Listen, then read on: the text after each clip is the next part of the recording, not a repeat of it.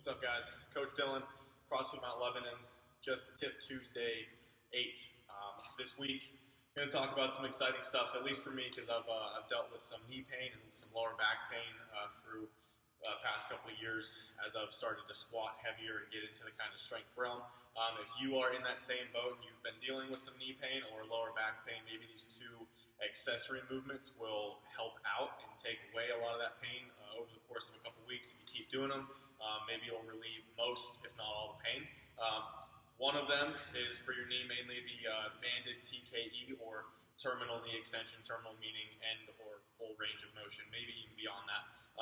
And then the other one is mainly for accessory work for your hip or your stomach muscles and hips somewhat. So if you have some knee pain, all you're going to need for this TKE or banded TKE is a band and a spot on a rig. So all you're going to do is take that band and put your leg in it, set that band up just above the back of the knee, take yourself back a little bit, get some stretch in that band. If you need to support yourself, especially starting this out, just grab one of the posts on the rig, and then at this point, whatever leg is in the band, you're going to be focusing on pressing out through your quads and flexing in your quads to extend your knee while you're balancing in your heels. So you can stagger this with your other foot in front a little bit if you need to. Now at this point, I'm going to put most of that weight back in my heel while this knee is bent, and I'm going to flex in my quads to activate them and then press that band all the way back. Flex as hard as you can, then nice and slow and relax. Block it out, really nice, slow, negative, relax, and keep doing that maybe for about 10 to 15 reps, maybe 2 sets on each side. If you want to make this a little bit harder and get some more balance practice in it too, you can either let go of the rig or you can just balance on that one foot, bend a little bit, really slowly focus on balancing through your heel and extending your knee to the full extension position.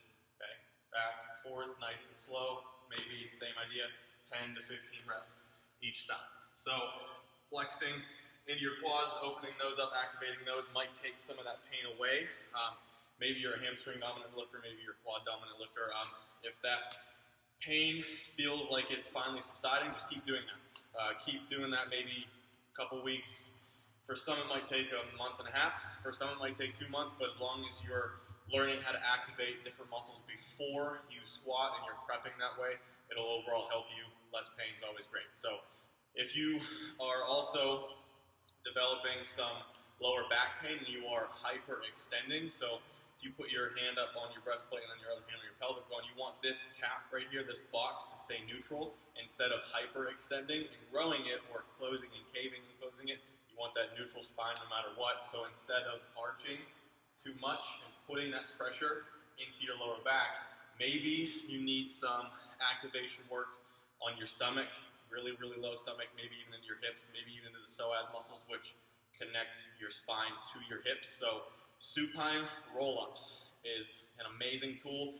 Very low on the volume side, but it is very, very difficult to kind of get the hang of. So if you have super tight hips, it might take some time to develop that, so we'll show you some scaling options. But your goal is to start laying on the floor with your lower back on the floor. So if you lay on the floor and you're already arched, you can see that there's that gap right there. You want to close that, so squeeze your rib cage down.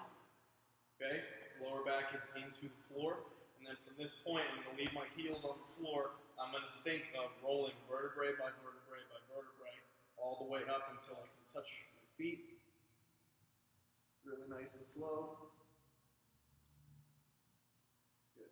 And then same thing, negative on the way back, really nice and slow, rolling vertebrae by vertebrae by vertebrae until you're all the way back down. All right, and then if that is too difficult, you can start by bending one leg, focusing on leaving that lower back to the floor. Okay, and then same idea, switch on the way down.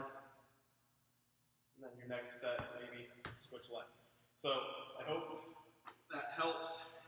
A lot of people that think of hyperextending in their back also think of breathing too much into their lungs, because if you're top heavy and you get to the bottom of that squat and you need to arch because all that pressure is up here, think of trying to breathe into your belly, intra-abdominal cavity. That way everything closer to the center of your body is a lot tighter, and you can maintain that balance throughout your squat instead of having to sacrifice and hyperextend or cave.